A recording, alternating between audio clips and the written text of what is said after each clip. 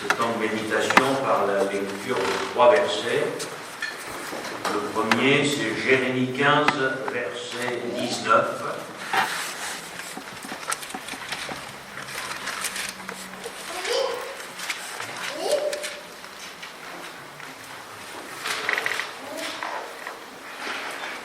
C'est pourquoi ainsi parle l'Éternel, si tu te rattaches à moi, je te répondrai et tu te tiendras devant moi. Si tu sépares ce qui est précieux de ce qui est vil, tu seras comme ma bouche. C'est à eux de revenir à toi, mais ce n'est pas à toi de retourner vers eux. Un petit peu plus loin, au chapitre 33, au verset 3,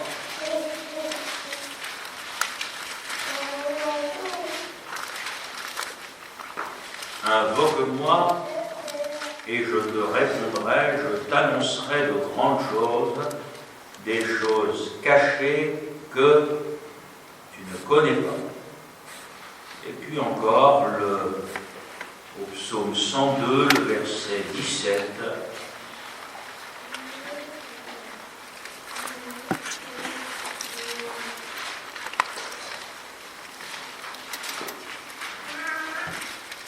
Oui, l'Éternel rebâtira Sion et il se montrera dans sa gloire. Il est attentif à la prière du misérable. Il ne dédaigne pas sa prière.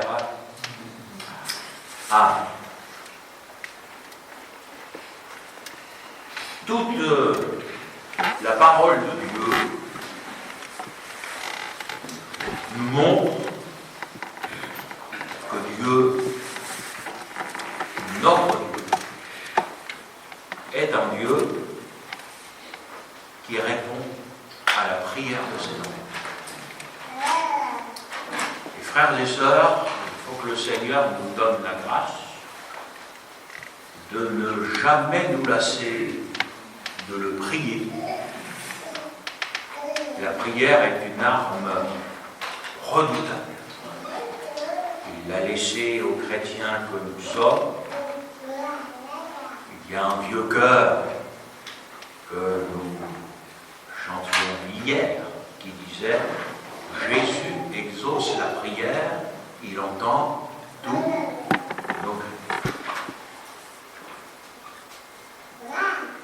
Je ne sais pas pourquoi le Seigneur a mis cette pensée sur mon cœur. Si le Seigneur l'a fait, lui, il sait. Je ne sais pas par quel chemin vous passez, quel est peut-être même votre état moral ce matin, mais j'aimerais, frères et sœurs, vous dire que Dieu ne vieillit pas. Nous vieillissons, n'est-ce pas? Dieu ne vieillit pas et Dieu n'est pas sourd. Moi, il paraît qu'en vieillissant, je deviens sourd. J'aimerais vous dire, Dieu, lui, n'est pas sourd.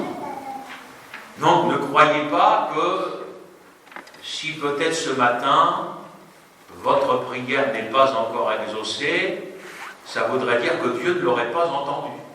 Ça n'a rien à voir avec ça. Dieu n'est pas sourd et Dieu entend nos prières. Et il est même celui, on connaît par cœur ce texte de Jérémie 33, qui nous encourage à la prière, qui dit, mais prie-moi, invoque-moi. Pourquoi? Le résultat est derrière, je te répondrai. Est-ce que vous le croyez encore?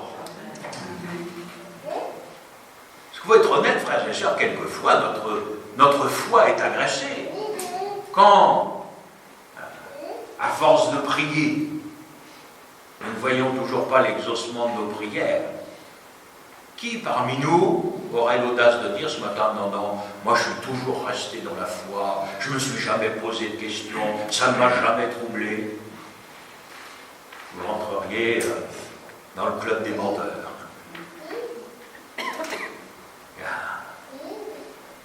vrai, quelquefois notre âme a été troublée. Hein.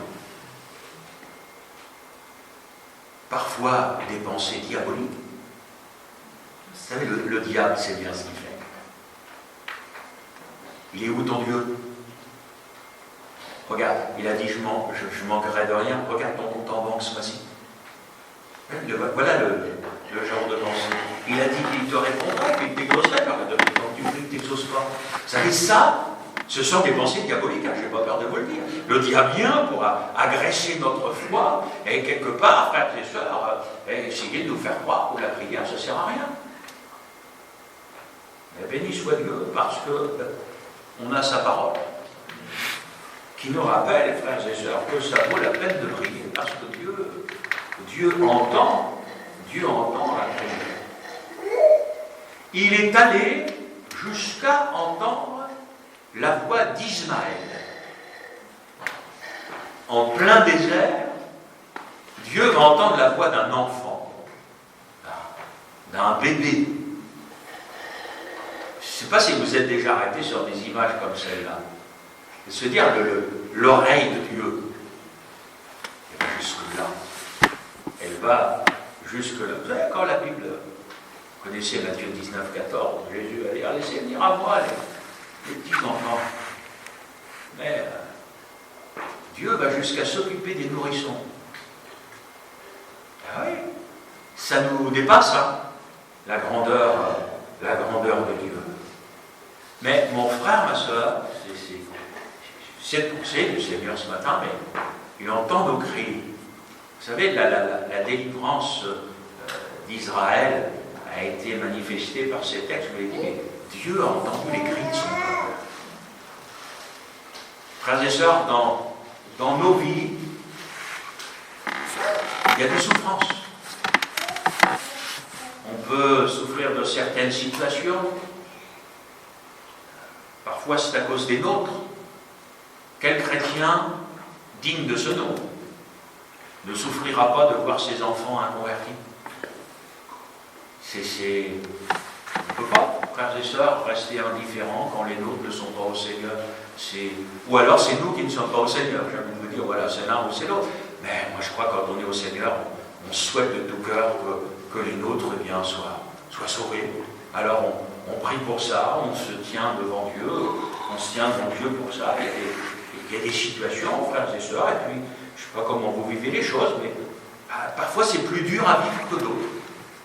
Il y a des moments je crois qu'il faut dire les choses telles qu'elles sont, dans la foi on est plus solide, hein, quelquefois, on va être combatif, on va se mettre sur nos genoux, on va prier, on va invoquer le Seigneur. Voilà, on a une espèce de forme spirituelle qui fait qu'on est combatif. Et bien, je pense que vous, comme moi, on a expérimenté, et des fois, on a l'impression d'avoir un poids sur les épaules, si vous voulez, et puis, ça peut être lié à des circonstances que l'on vit, ça peut être lié à la fatigue, ça peut être lié à l'âge, parce qu'on vieillit, mais à des moments, c'est lourd. Enfin, j'ai envie de vous dire, on n'est pas aussi combatif, quoi, si vous voulez, les choses, on les subit. Frères et sœurs, quelle que soit la situation même morale dans laquelle nous sommes ce matin. Quand je dis morale, c'est avoir bon moral ou pas, je ne parle pas de péché. Hein. Mais Dieu sait tout ça. Dieu voit. Dieu entend. Ma soeur, tu as raison de prier. Même si c'est long, continue. Mon frère, continue à prier le Seigneur. Même si aujourd'hui nous ne voyons pas encore l'exaucement de nos prières, nous allons le voir demain. Mais mon frère, ma soeur, accrochons-nous dans la foi à la prière. Croyons que Dieu nous aide. Premier verset que nous avons lu dans Jérémie utilise un terme particulier. Si tu te rattaches à moi, je te répondrai. Alors, d'accord avec vous, frères et sœurs, le prophète Jérémie, c'est la grâce, c'est la loi, c'est l'Ancien Testament. Je pense que, vous savez, moi, je n'ai pas envie de rayer l'Ancien Testament parce que c'est pas la grâce. Hein. c'était l'ombre des choses à venir. C'est ce qui nous conduit vers le Nouveau Testament. Si vous n'avez pas l'Ancien, vous n'allez pas rentrer dans le Nouveau. Ça nous révèle Dieu, le cœur de Dieu, ce que Dieu aime, ce que Dieu n'aime pas, ce qu'il est. Et il y a des leçons spirituelles à tirer. C'est parfois facile de citer certains versets, parfois même, une fois de plus, soyons pas de les sortir quand même un petit peu de leur contexte, ou alors on va dire qu'une partie du verset, Seigneur, tu as dit. Ouais, mon frère Massabi n'a pas dit que ça. Avant qu'il ne dise ce que tu viens de citer dans ta prière, il a dit si. Donc il y a parfois des conditions aussi à l'exaucement de la prière. Là, le Seigneur va dire, mais si tu te rattaches à moi. Et le sens, frères et sœurs, de ce verset, c'est si tu reviens à moi. Si tu reviens à moi, je te répondrai. Ou encore, si tu te retournes, je te ramènerai. Frères et sœurs, il faut oser le dire, c'est quand même le symbole de la conversion qu'on a là. Mais il n'est pas question de conversion, parce que c'est le peuple censé, entre guillemets, appartenir à Dieu. Alors je me suis dit, mais Seigneur, ça voudrait dire qu'en tant que chrétien, il y a des moments où on a besoin de revenir à toi. Il y a des moments où on pourrait être sur une mauvaise voie. On pourrait être sur une voie qui mettrait des entraves à l'exaucement de la prière. Donc on peut tout à fait être un homme, une femme qui va avoir la foi dans l'exaucement, qui croit que Dieu exauce, qui croit qu'il faut prier, et malheureusement parfois avoir les yeux fermés sur une situation personnelle, sur une condition personnelle qui pourrait empêcher le Seigneur de nous exaucer. Et si on prend ce texte de Jérémie à l'envers, le Seigneur dirait, mais pour que je te réponde, il faudrait que tu reviennes à moi. Et vous savez, frères et sœurs, avec l'expérience du ministère, moi aujourd'hui, je vous dis, je crois qu'il faut prêcher la repentance aux chrétiens. Et je crois qu'il faut aujourd'hui, pour nous les prédicateurs, avoir le courage de regarder les chrétiens dans les yeux, parfois de dire à des frères, des sœurs, des chers frères, des chères sœurs que nous aimons, et de leur dire de la part du Seigneur, mais tu as besoin, mon frère, tu as besoin, ma sœur, de revenir à Dieu. Quand nous vivons avec des regrets, il va arriver aux chrétiens de vivre avec des regrets. Ah, c'était mieux quand j'étais jeune converti. J'avais plus de zèle et tout ça. Je vous reprends ce que Paul dit aux Galates, mais je dis, vous courriez bien, qu'est-ce que vous arrêtez? J'ai l'impression que plus on avance avec le Seigneur, mieux ça devrait être. Comment ça se fait qu'on parle avec des regrets comme si notre vie spirituelle avait piqué du nez là? Ça veut dire quoi, ça, frère et sœur? Ça veut dire qu'on a besoin de revenir. Ça veut dire qu'on a besoin de retrouver. Ça veut dire qu'à un moment, le chrétien, la chrétienne que nous sommes, c'est quelqu'un qui doit être capable de faire le point avec Dieu et qui doit être capable de regarder sa vie. Et se dire, écoute Seigneur, voilà, Gilles, tu t'es converti, tu étais un enfant, tu as été baptisé dans le Saint-Esprit, tu étais un enfant, tu as été baptisé, tu étais jeune. Aujourd'hui, t'en es où? Voilà, est-ce que ta vie spirituelle a été ascendante? Est-ce que, comme le Seigneur le désire, tu as marché de progrès en progrès? Ou est-ce que, et ça peut arriver dans la vie, mais est-ce que quelque part on ne serait pas à un stade où on fait du surplace? Ou à la place de progresser, on n'avance plus. Eh bien, frères et sœurs, comptez pas sur le Seigneur pour se taire. Parce qu'on a un Seigneur qui nous aime, et parce qu'il nous aime, ben, le Seigneur va nous exhorter, il va nous interpeller par sa parole. Et moi, je crois qu'il le fait ce matin pour nous aussi, en disant, mais regarde ta vie spirituelle. Est-ce qu'aujourd'hui, tu continues vraiment à marcher, à avancer avec le Seigneur? Ne crois-tu pas qu'il y aurait besoin de repartir? Ne crois-tu pas qu'il y aurait besoin de revenir? On chantait quand j'étais jeune, tu peux naître de nouveau, tu peux tout recommencer. Alors bien sûr, c'est valable pour les inconvertis. Croyez-vous pas que parfois il y a des chrétiens qui ont vraiment besoin de revenir au Seigneur? Le Seigneur n'a pas oublié ceux qui ont besoin de revenir à lui. Ça veut dire, frères et sœurs, c'est une conversion, c'est un changement de voie.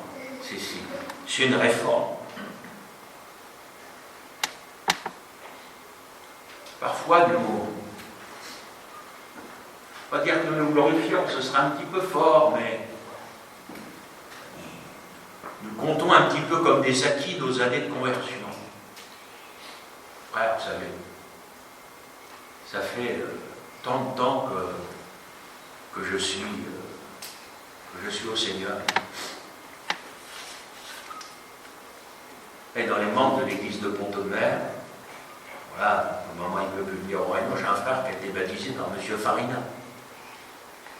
Ça me dit quelque chose. Alors quand je regarde ça, je dis, voilà, là, Seigneur. J'ai envie de vous dire, béni soit le Seigneur pour ceux qui nous ont baptisés. Mais celui qui a fait l'œuvre, c'est le Seigneur. Hein. Enfin, ma soeur, où en est ta vie spirituelle ce matin? Où en est ta communion avec Dieu? Je ne sais pas si vous avez déjà entendu le témoignage d'un pasteur qui était d'origine suisse italienne qui s'appelait Erido d'Apozzo. C'est un frère qui a été déporté, il est parti dans les camps de concentration pour avoir aidé les Juifs pendant la guerre, etc. Enfin, il a un témoignage extraordinaire. Et il racontait qu'un jour il était avec un frère. Ils étaient en Allemagne sous les bombardements. Ça tombait partout autour d'eux, ils étaient cachés là. Et il a dit à ce frère, il lui a dit, écoute, si jamais je devais mourir et que toi tu restes vivant, je voudrais que tu dises à ma femme qu'entre moi et Dieu, tout était en règle. Et cet autre frère lui a dit, écoute, dis-moi, je te demande si c'est moi qui meurs et si c'est toi qui restes vivant, tu pourras aussi dire à ma femme, tout était en règle. Mes frères et sœurs, laissez-moi simplement reprendre l'image de cet homme de Dieu. On a partagé ensemble la table du Seigneur tout à l'heure. Est-ce que chacun, pour notre part, avec le sérieux qu'a demandé ce moment, nous pouvons dire, Seigneur, tout est en règle dans ma vie. Tu peux revenir maintenant, tu peux prendre. Seigneur, je crains pas. Je sais que tout est en règle. Entre moi et toi, vous savez qu'avec Dieu, il n'y a pas qu'une dimension verticale, il y a une dimension horizontale aussi. Y compris avec les hommes. Seigneur, je n'en veux à personne. Toute l'Église vient de se soulever en disant un amen phénoménal. Seigneur, quiconque m'a fait du mal, je pardonne.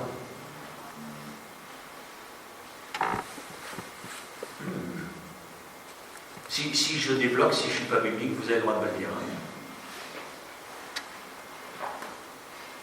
Parce que ça, c'est la réalité de la vie chrétienne. Ce n'est pas l'apparence qu'on peut donner quand on vient dans la maison du Seigneur.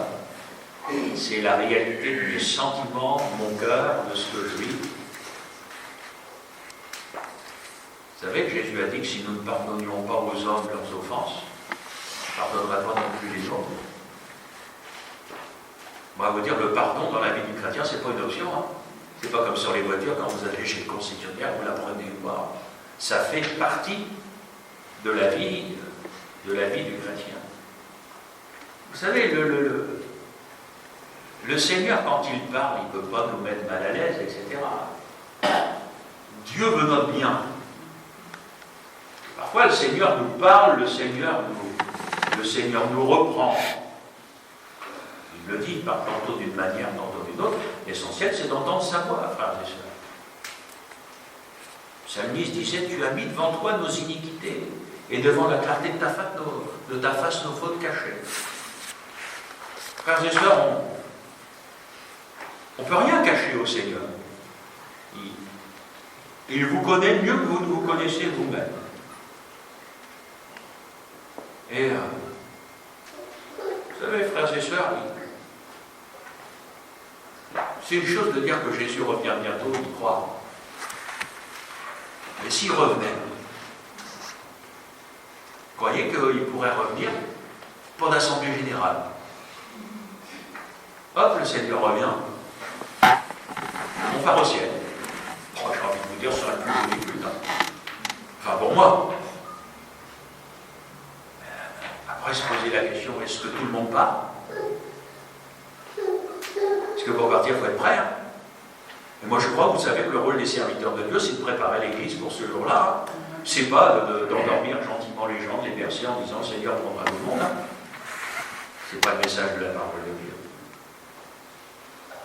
Revenir à Dieu. Ça peut nous amener à reconnaître que, au niveau spirituel, bien sûr, hein, le reste, j'ai envie de vous dire, c'est pas grave. Ça voudrait dire qu'au niveau spirituel, on en a perdu. Alors, je ne cherche pas d'excuses, frères et sœurs. Il faut quand même qu'on comprenne bien qu'on vit dans un contexte qui est difficile au niveau spirituel. Vous comme moi, hein, parce qu'on a vécu les mêmes choses, moi en tant que pasteur, vous en tant que chrétien, on a vécu des choses dans les églises et tout ça, frères et sœurs, il faut le reconnaître, ça n'aide pas à la vie spirituelle, à son développement, à sa croissance, etc. Frères et sœurs, on a plutôt été des résistants, je dirais. Hein. Ah, béni soit Dieu pour ce que le Seigneur nous permet de vivre ensemble aujourd'hui. Et j'ai envie de vous dire, frères et sœurs, ça ne nous donne pas d'excuses. C'est pas parce que le niveau des églises, et même celles dans lesquelles nous sommes allés abaisser, que nous, ça nous a autorisé à baisser. Il doit toujours être des lumières. C'est pas parce que d'autres se sont éteints que ça nous autorise, nous, à nous éteindre. Notre responsabilité, elle est personnelle. Moi, je crois que ça commence avec notre vie personnelle de communion avec vous. Vous savez, moi, il y a des années, j'ai été naïf, mais c'est bien d'être naïf. C'est bien d'être naïf. Mais bon, j'ai du mal parfois à comprendre certaines choses. Des entretiens avec les chrétiens, parfois, vous savez, quand vous avez des entretiens, c'est souvent que ça ne va pas bien. Une fois, je disais à un frère, sa femme l'avait quitté.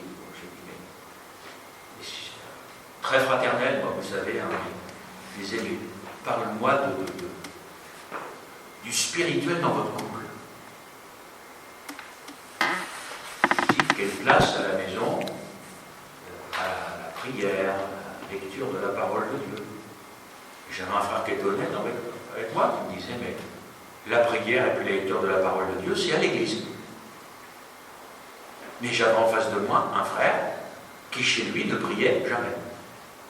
Si, au repas. Parce qu'on avait appris qu'avant le repas, il fallait prier. En fin de compte, vous découvrez comme ça, moi je l'ai découvert, quoi.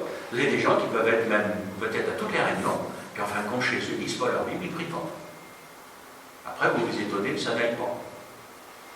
Alors, vous allez avoir toutes sortes d'excuses qui vont être mises en avant, oui, mes frères, le travail, les enfants, on n'a pas le temps, machin. Alors moi, j'ai envie de vous dire, j'ai vu pas ça, il vous dirait son Seigneur, vous débrouillez avec lui. Hein, voilà. Je ne suis pas là, comme dit Jésus et Pierre-État, je ne suis pas là pour régler vos problèmes, hein, c'est entre vous et Dieu. Hein. Mes frères et sœurs, j'ai envie de vous dire, si on n'a pas cette vie de communion avec Dieu, je vous le dis franchement comme je le pense, vous n'étonnez pas si ça va pas. C'est la base, elle est là. Hein, on va faire ce qu'on faisait et qu'on fait toujours, d'ailleurs, nous, dans les classes d'instruction biblique, apprendre aux enfants à lire la Bible, à prier. Hein. Vous savez, moi j'y suis allé, je crois que j'avais 2 ans et demi ou 3 ans, un truc comme ça, j'ai appris par cœur, lis ta Bible, chaque jour, si tu veux grandir. J'ai envie de vous dire, c'est encore la même chose aujourd'hui. Les gens courent vers tout un tas de trucs. Moi je prêche toujours la même chose depuis des années. Aux petits, aux grands, aux vieux, lis ta Bible. Prie, tiens-toi devant Dieu et une vraie vie de communion avec le Seigneur. Où en est ton zèle? Remarquez qu'il y a eu des moments dans notre vie spirituelle, qu'est-ce qu'on était zélés. On était là toutes les réunions, et on témoignait, on chantait. Qu'est-ce qui s'est passé? Pourquoi tu n'es plus comme ça? Pourquoi tu as besoin de te traîner pour venir à la réunion? Pourquoi tu es obligé de te forcer pour louer le Seigneur, pour prier?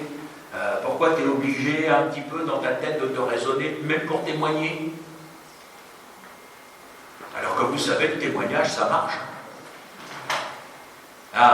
En même temps que ce séminaire pour les prédicateurs, le frère Collet avait organisé une mission d'évangélisation.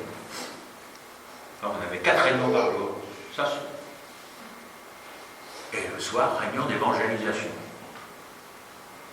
Et puis, on est parti avec, on était 4 de Coutonnais, et un frère qui était avec nous nous disait qu'en priant le matin, le Seigneur lui a mis à cœur un ancien collègue de travail. Il s'est souvenu que dans l'entreprise dans laquelle il travaillait avant, il avait un collègue de travail qui habitait à Melun. Et le Seigneur lui dit, regarde, t'es à Melun. Et voilà. Et il m'a dit, ça me travaille. Je me suis dit, il faut que je l'appelle. Alors il a commencé à lui envoyer un message. Il lui a dit, tiens, je suis sur Melun, tu fais quoi? L'autre lui a répondu et tout. Il lui a dit, écoute, ce soir, je vais à la réunion à l'église évangélique à Melun, et il serait bien qu'on puisse se voir, qu'on puisse se saluer. On arrive au bas de la rue, là où il y a l'église. Son collègue, il était là, il nous attendait au passage piéton. Alors le frère, ils se sont salués et tout ça. Entre-temps, il lui avait envoyé quand même, par message, il lui a envoyé le prospectus de la mission. Puis il a dit, écoute, maintenant que tu es là, tu vas venir avec moi, l'église, elle était à 200 mètres. Alors le gars, il a posé de lui dire non, il a dit oui, mais dis, je te préviens, je ne reste pas longtemps. Puis en fin de compte, il est resté toute la nuit. Et puis ce soir-là, vous auriez vu faire ça. L'évangélisation, c'est quelque chose. Moi, je bénis Dieu. Quel ministère il a, ce frère. Il a passé la soirée à lui envoyer des flèches. Moi, je les comptais. C'est impressionnant quand le Seigneur saisit quelqu'un par le Saint-Esprit comme ça. Moi, je dis, Seigneur, moi, je veux des réunions comme ça. Le gars, il est resté jusqu'à la fin, scotché. Alors, à la fin, je suis allé le saluer. Mais j'ai dit, tu sais, je suis le pasteur du frère, là, de Pontonnet, ça. Il me regarde, il dit, mais c'est vous qui allez au Togo. Il était Camerounais, là-bas. Oui, vous aimez l'Afrique? J'ai dit, oui, tu sais, j'aime l'Afrique, mais j'aime les Africains. Il n'y a pas souvent des gens qui disent ça. Bon, qui disent, je dis oui, tu sais, etc. Puis il y a le frère Collet qui était là, mais je dis, attends, je vais te présenter le frère Collet. Je dis, regarde, puis je dis, en plus, cerise sur le gâteau, c'est mon cousin, il a épousé ma cousine, alors je lui dis, tu vois, etc. Donc il a été entouré, il a été accueilli. Bon, après, j'ai dit, voilà, nous on est rentrés, on est ici. Mon frère, ma soeur, on en est où dans le témoignage? Est-ce que vous avez encore ce zèle, cette envie de parler aux gens, les inviter, puis j'ai envie de vous dire, mais tant pis, ça ne répond pas. Mon frère, ma soeur, cette église-là qu'on a créée, il faut qu'elle se développe. Moi, je crois que cette église, ça va se développer avec des inconvertis qui vont se convertir. Ça passe par nous. Mon frère, ma soeur, ça peut paraître évident, ce que je vous dis, mais témoignez, racontez ce que Jésus a fait pour nous, mais invitez les âmes. On peut toujours venir prêcher l'évangile. Enfin, si on prêche l'évangile à des chrétiens, bon, je pense que vous allez vous convertir, mais ce n'est pas le but. Vous êtes censés l'être. Alors, frères et sœurs, voilà, moi je voudrais ce matin vous parler de ce zèle-là. J'ai rencontré parfois des chrétiens, je disais, place aux jeunes. Ben moi je vous dis, oui et non. Effectivement, quand on vieillit, il y a des choses, c'est plus dur à faire. Et effectivement, il y a des choses qu'on ne peut plus faire. Mais ne plus pouvoir certaines choses, ça ne veut pas dire ne plus rien faire. On est d'accord? Donc les choses changent. Voilà, moi mon frère, ma soeur, il faut, mais pour moi c'est indispensable, il faut que notre Église ait un zèle pour l'évangélisation, pour que les âmes viennent au Seigneur. Il faut qu'on ait à cœur le développement de l'œuvre de Dieu. Je vous dis, bon, vous savez, on organise les missions, le frère Abdelaziz, il va revenir là au mois de juin. Bon, moi je ne serai pas là, je serai en vacances. Je dis, c'est pas grave, fais ça. Il dit, on se connaît, il dit, moi, je te fais confiance, tu connais les frères et sœurs de roi, vous allez vous débrouiller ensemble.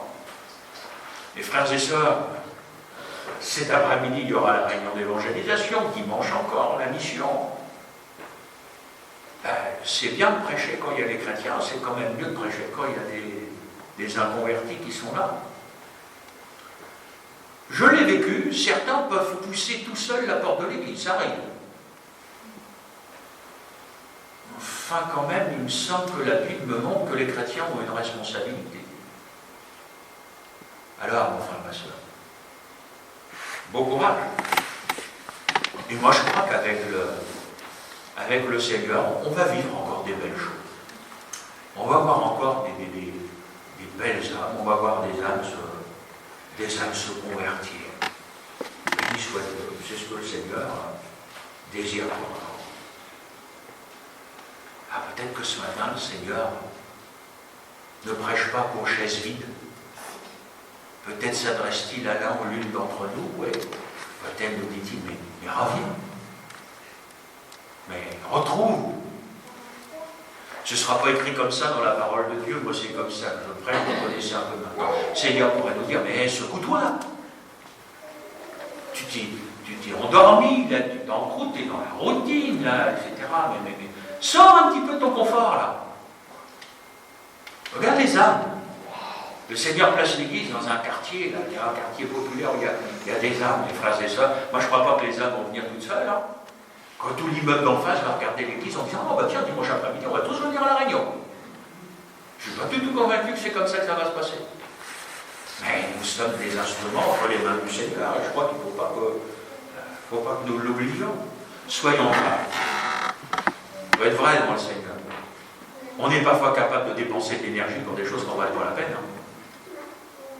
Oui ou non? On est parfois capable de dépenser des sous pour des choses qui n'en valent pas la peine, dont on pourrait se passer.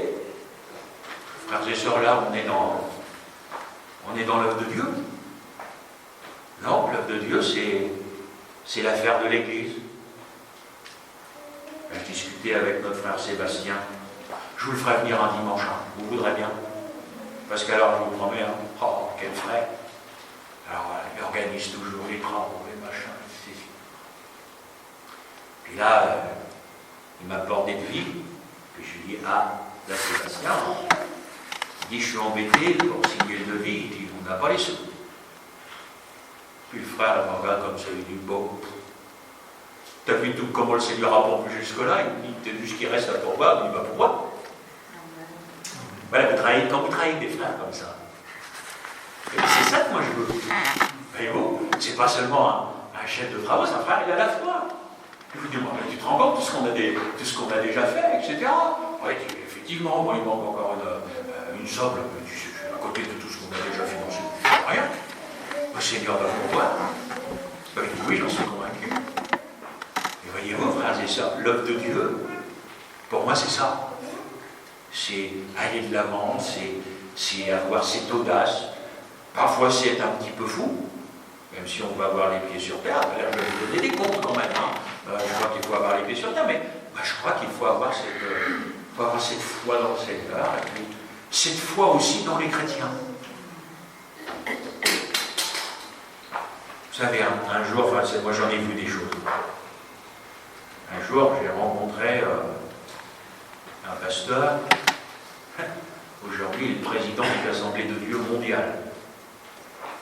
Et une église à Singapour, à laquelle on peut mettre 8000 personnes.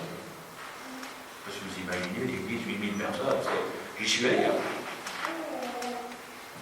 Et un jour, j'ai rencontré ce pasteur en Italie, dans le cadre d'une rencontre missionnaire européenne.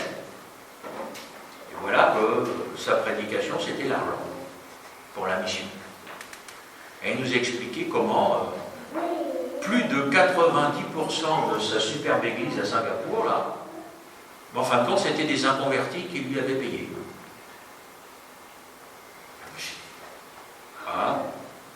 Le gars, c'était un ancien chef d'entreprise, une grande entreprise, et donc il a été sollicité, des inconvertis, des chefs d'entreprise, parce que là-bas, Singapour, vous avez des déductions fiscales et tout ça. Il a su les embobiner comme il fallait. Et puis les gars, ils ont donné 8 millions de dollars. Ça vous dit quelque chose? C'est pas... Et en fin de compte, moi j'ai dit, excusez-moi, mais moi je dis ce gars, il était là en essayant de nous expliquer comment il fallait faire pour que l'argent rentre. À la fin de la réunion, il vient me voir, en anglais, tout ça. Et puis, il dit comme ça, il dit, j'ai l'impression que vous n'étiez pas d'accord avec ce que je prêchais. J'ai dit, mais je suis en complet désaccord. Je dis, pour moi, l'œuvre de Dieu, elle doit être financée par des chrétiens, elle ne doit pas être financée par des inconvertis. L'argent des inconvertis, le Seigneur n'en veut pas. C'est les chrétiens consacrés qui doivent financer l'œuvre de Dieu. Ça on fait des rencontres. Juste avant de partir de l'hôtel, hier matin, j'ai un Africain qui vient me voir. Puis, il me regardait mettre la petite valise dans la voiture. Je lui dis bonjour. Puis bon, il me fait comprendre qu'il ne parle pas français. Alors je lui parle en anglais, alors là, aussitôt. Et la conversation est partie. Mais vous êtes qui? Vous êtes un groupe, etc. Parce qu'on était tous là. C'était un pasteur de Londres. Voilà. Alors je lui ai expliqué qui on était, et pourquoi on était là, ce qu'on faisait. Je lui ai dit qu'on était des pentecôtistes. Il dit, vous êtes des assemblées de Dieu? Je dis non, on n'en est plus. On en est sortis, elles sont devenues tellement modernes, etc., qu'on n'a pas pu rester. Et je dis, on a fait un mouvement pour rester fidèle à la parole de Dieu. Et il me dit, c'est bien ça. Et il dit, dans nos églises d'aujourd'hui, on est en train aussi de penser à ça, parce qu'on n'en peut plus de certaines choses, on en est compte. Mais j'ai rien demandé à ce gars-là. Il vient me voir, voilà, c'était un pasteur, bien sûr, je vais parler anglais, donc moi, ceux qui me connaissent savent que j'ai pas mal en de ma poche de ce côté-là, c'est pas. Et je disais aux frères, mais je dis, les rencontres qu'on fait avec le Seigneur quand même. Voyez-vous, c'est des choses comme ça. Mon frère, ma soeur, des rencontres, on va en faire. Mais quand même, il faut sortir. Alors, les réunions, ça restera dans l'église. Regardez, mais un jour, quand même, en convention nationale de pasteurs, ils avaient invité un autre pasteur anglais qui nous expliquait qu'un dimanche matin, au lieu de faire le culte dans l'église, ils avaient été le faire dans le bistrot. En convention nationale de pasteurs. Tu sais, je pourrais vous en parler pendant des heures. Là, si on veut que les inconvertis se convertissent, il va falloir les pêcher là où ils sont. Le gars qui a terminé sa prédication par un solo de batterie. Parce qu'il était professeur de batterie. Vous comprenez pourquoi, frères et sœurs, je ne pouvais plus rester, n'est-ce pas? J'ai dit, frères et sœurs, les inconvertis, il va falloir les amener à l'écouter l'évangile, à la prédication de la croix. C'est ça qui sauve. Béni soit Dieu, il nous a donné l'instrument maintenant. Je vous dis, frères et sœurs, certainement, on aura la joie d'en voir un ou deux qui vont pousser la porte de l'église tout seuls. Mais les autres, c'est nous qui allons les amener. Je l'espère. Est-ce que j'ai le droit d'espérer? Merci, mes frères et sœurs. Alors, en conclusion, on ne va pas se morfondre. Il y a des chrétiens qui vivent comme ça aussi. Ah, je suis nul et ceci, cela. J'ai écouté, frères et sœurs, vous savez, la croix, c'est pas pour qu'on reste par terre à se lamenter pendant des mois. C'est fait pour qu'on prenne conscience de ce qu'on est, pour qu'on se repente et qu'on reparte. Et moi, je crois qu'avec le Seigneur, c'est comme ça. Et moi, je bénis Dieu. Je bénis Dieu pour tous ceux qui sont repartis comme ça avec le Seigneur. Et voilà. Et moi, je crois qu'il y en a encore bien d'autres aussi comme ça. Hey. Seule chose, frères et sœurs, moi, je ne crois pas que ce matin, le Seigneur a prêché à ceux qui n'étaient pas là. J'ai l'impression que c'est... Vous savez, j'ai connu ça, moi, avec les enregistrements, etc. Oh, il faudra que je fasse écouter ça à telle ou à telle personne.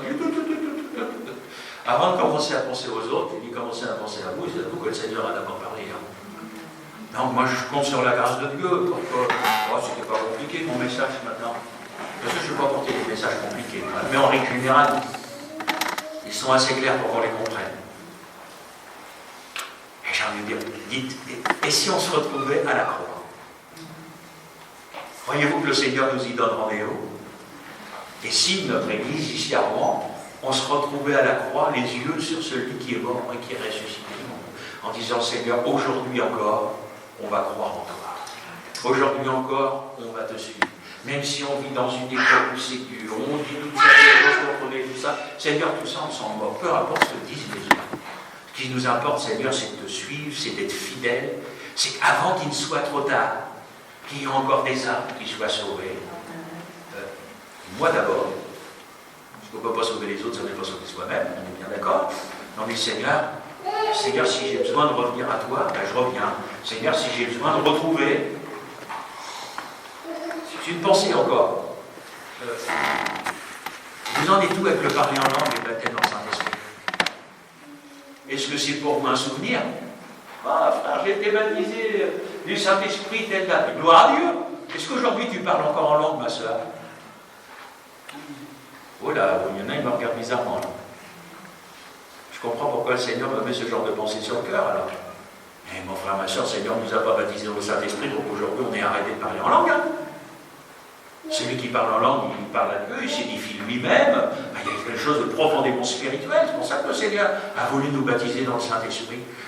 Voyez-vous, tout ça aussi, c'est des choses tellement simples que je vous dis ce matin. Mais mon frère, ma soeur, il ne faut pas rester sur des acquis d'hier. Aujourd'hui, tu as besoin encore d'être rempli du Saint-Esprit, mon frère.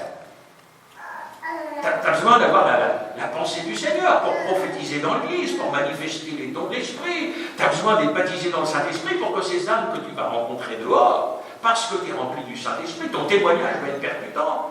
Je ne vais pas dire que tu vas devenir un grand orateur ou un prédicateur, tu vas devenir un témoin. C'est pour ça que le Seigneur l'a fait. Enfin, ma soeur, ne laissons rien tomber. C'est important ce que je vous dis. Vous avez même des prédicateurs pentecôtistes qui vous disent aujourd'hui que le parler en langue, c'est seulement à la maison. Franchement, je vous dis, j'ai dit non.